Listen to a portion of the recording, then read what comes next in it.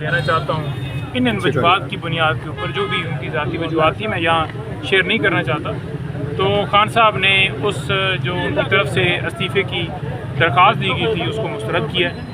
انہوں نے کہا ہے کہ آپ بھی سیکرٹری جنرل ہیں اور آپ بھی تمام معاملات کو چلائیں۔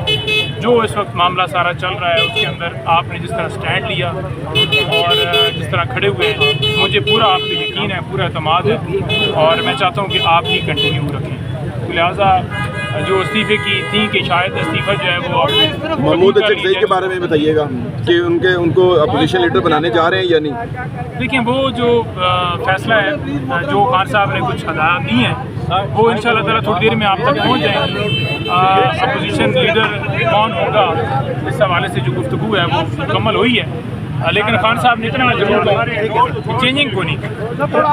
سلمان اکرم راجہ کے استعفے کے بارے میں کیا کہا؟ یہ بتائیے گا الیکشن کے حوالے سے خان صاحب نے کیا کہا؟ دیکھیں، الیکشن کے حوالے سے بات ہوئی ہے اور جو گفتگو ہے تفصیلاً ہوئی ہے خان صاحب کے ساتھ، کیونکہ 5-6 لوگ بیٹھے تھے، بہنیں بھی ساتھ کھڑی تھیں۔ جو لاسٹ علی بخاری صاحب کی میٹنگ تھی ووٹنگ کے حوالے سے، وہ بھی گفتگو ہوئی اور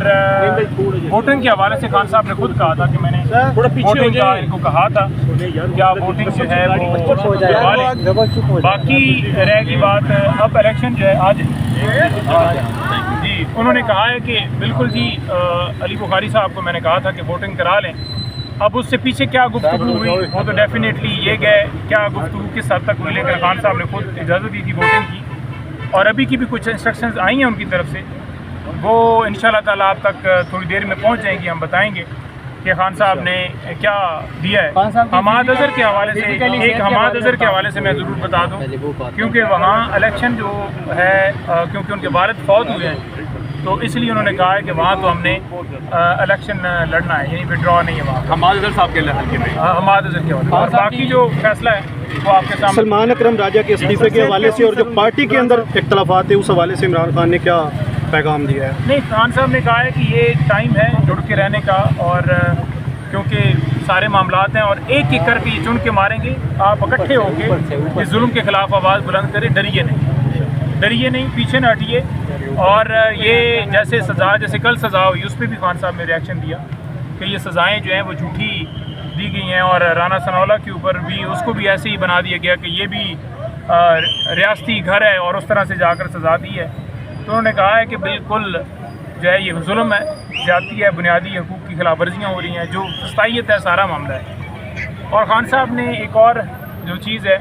وہ یہ ہے کہ پشاور میں جلسہ کرنے کا حکم دیا ہے، وہ آپ کے سامنے آ جائے گی ڈیٹ وغیرہ۔ انہوں نے کہا کہ مشاورت سے آپ ڈیسائیڈ کر لیجئے، اس جو ظلم ہو رہا ہے اس کے خلاف پشاور میں بہت بڑا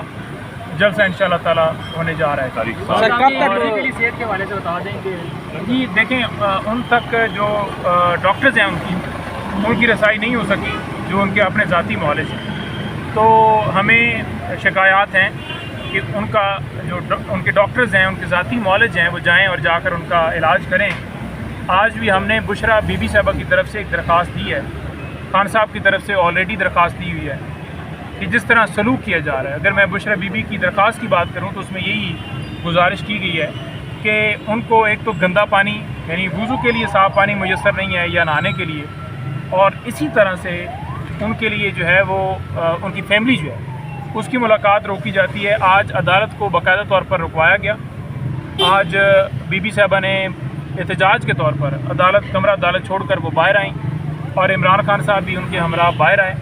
اور انہوں نے بھرپور طریقے سے کہا کہ ہم احتجاج کرتے ہیں جب تک